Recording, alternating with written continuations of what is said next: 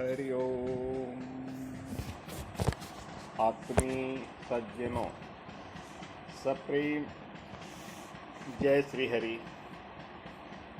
आज की कथा है घर घर दीप जले।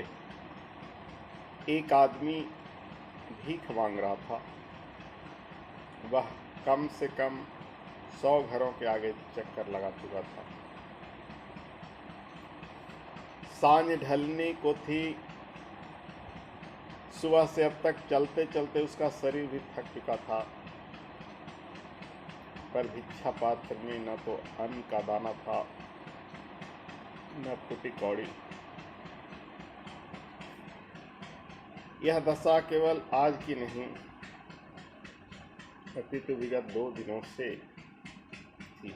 वह यूं ही भीख मांगता रहा, मगर किसी ने उसे कुछ नहीं दिया। जुटकार तो बहुत जगह मिली, पर सहानुभूति कहीं से नहीं मिली। थका हारा भिखारी अपनी टूटी झोपड़ी में पहुंचा और भाग्य को कोसता हुआ चारपाई पर सो गया। वह नींद लेना चाहता था, मगर भूखे को नींद कहाँ से आती। अन्न ही प्राण है, भोजन ही जीवन रक्षक है। भोजन बिना चैन कहाँ। वह सोचता रहा, मन में विचारों की आंधी उठती रही। उसे पता भी न चला कब उसकी आंखें मूंद गई। जब सुबह आंखें खुली तो देखा कि पाँव फट चुकी है और भूखा पेट उसे भीख मांगने के लिए मजबूर कर रहा है। उसके कदम फिर चल पड़े नगर की ओर, पेट की आग बुझाने के लिए। उसने सोचा कि नगर में तो बहुत घूम चुका हूँ, क्यों न आज नगर सेठ की हवेली की तरफ जाऊं। भिखारी नगर सेठ की हवेली पर गया। सेठ दालान में बैठा था।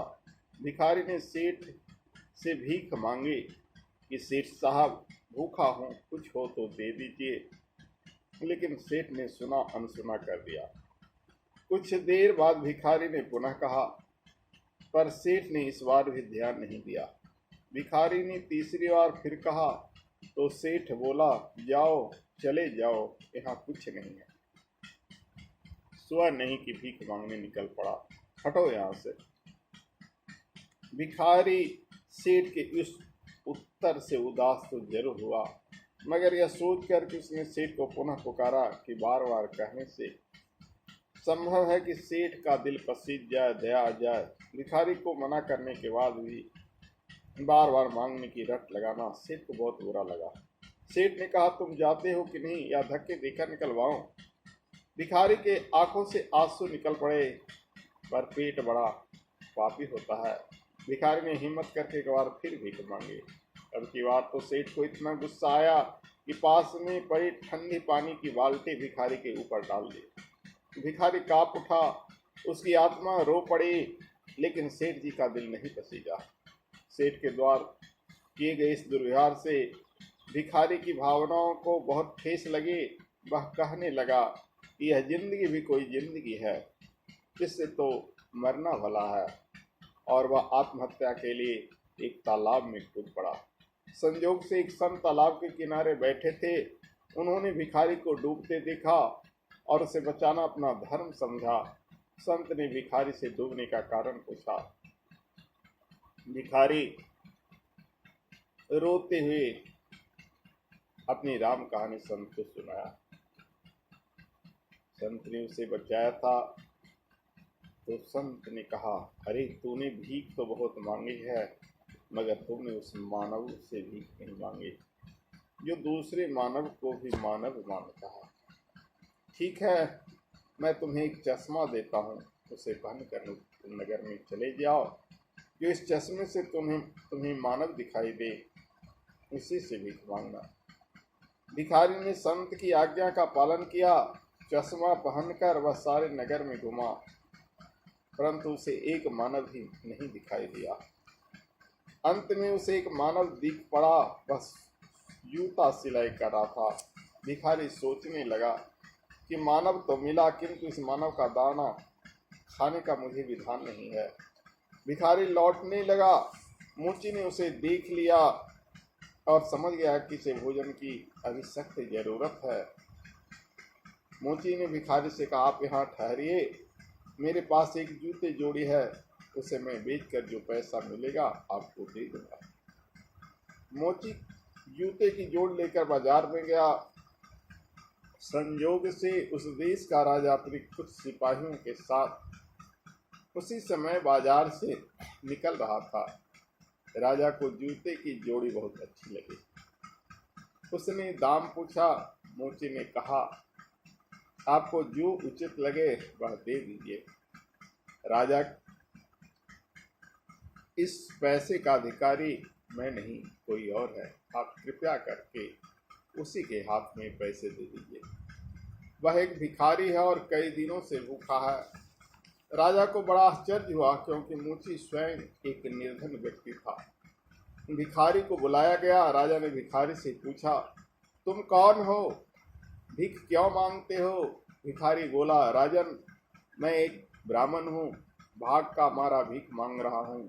राजा बोला, नगर में इतने बड़े बड़े धनी लोग हैं, उसको छोड़कर एक मोची से भीख मांगी? भिखारी ने कहा, राजन, मैं कुछ कहूँ इससे अच्छा है कि आप यह चश्मा पहनकर स्वयं देख लीजिए। रस जानने के लिए राजा ने चश्मा पहना। राजा की आंखें चकरा गई। राजा चश्मे से नगर के बड़े बड़े बाजार को देख रहा है, जिसमें बड़ी बड़ी दुकानें हैं, किंतु दुकानों में एक भी मानव नहीं है। राजा जिधर देखता है उधर ही राजा को पशु ही पशु दिखाई पड़ते हैं। राजा ने अपने मंत्री की तरफ देखा तो वह भी और सारे सिपाही भी राजा को पशु ही दिखाई दिए, और जैसे उसने चश्मा उतारा वे पशु फिर से मनुष्य दिखाई देने लगे। राजा ने मंत्री से कहा, तुम भी मुझे इस चश्मे से देखो। मंत्री ने चश्मा पहना। उसे राजा का ऐसा स्वरूप दिखाई दिया जिसे कहते हैं उसे फांसी की सजा मिल जाए। मंत्री बोला, आपका चेहरा तो इसमें बहुत सुंदर दिखाई दे रहा है, देखता के तुम। राजा ने उसको डांटा और कहा, रे चापलूसी मत करो, जो सत्य है वही कहो। मंत्री बोला, राजन, क्षमा चाहता हूँ, आप इस चश्मे में एक जंगली शेर दिखाई पड़ रहे हैं। राजा बोला, तो क्या इस भरे बाजार में और कोई मानव भी दिखाई देता है? मंत्री ने कहा, हाँ राजन, एक मानव दिखाई देता है और वह है मोची। राजा को अपने ऊपर घृणा हो गई और वह मोची के चरणों में गिर पड़ा और कहने लगा, मैं न तो राज्य चाहता हूँ, न देवत्व चाहता हूँ, और न सारे संसार का आधिपत्य चाहता हूँ। मैं चाहता हूँ केवल तुम्हारे जैसा मनुजत्व चाहता हूँ। एक दीपक तो ऐसा है जो सोने का है, पर उसमें न तेल है, न बाती है, और न ही अग्नि का संस्कार है, तथा दूसरा दीपक ऐसा है जो है मिट्टी का, पर उसमें तेल है, बाती है और अग्नि संस्कार है। इनमें कौन सा दिया श्रेष्ठ है, सोने का या मिट्टी का? मोची के उस माटी के दिए में मानवता की जो लौ जली थी, उसने मिट्टी के दिए की इतनी कीमत बढ़ा दी कि जिसके आगे सोने के दिए की कीमत कौड़ी भर भी नहीं रही। महापुरुष लोग दिए की कीमत नहीं आंकते, आकारों की भी पूजा नहीं करते, उनकी नजरें टिकी रहती है ज्योतिर्मुख लौ पर, प्रकाशवादी जीवन पर। वे तो उस निराकार की आभा का दर्शन करना चाहते हैं जो आकारों के अंतर घट में छिपी रहती है। हम लोग भी मानवता के बुझे हुए दीपक को जलाएं, और जिन लोगों ने जला रखा है वे उसमें थोड़ा और घी तेल डालने का प्रयास करें। घर घर में मानवता का दीप जलाएं। बस यही सबसे अनुरोध है। जय श्री हरि। हरि ओम।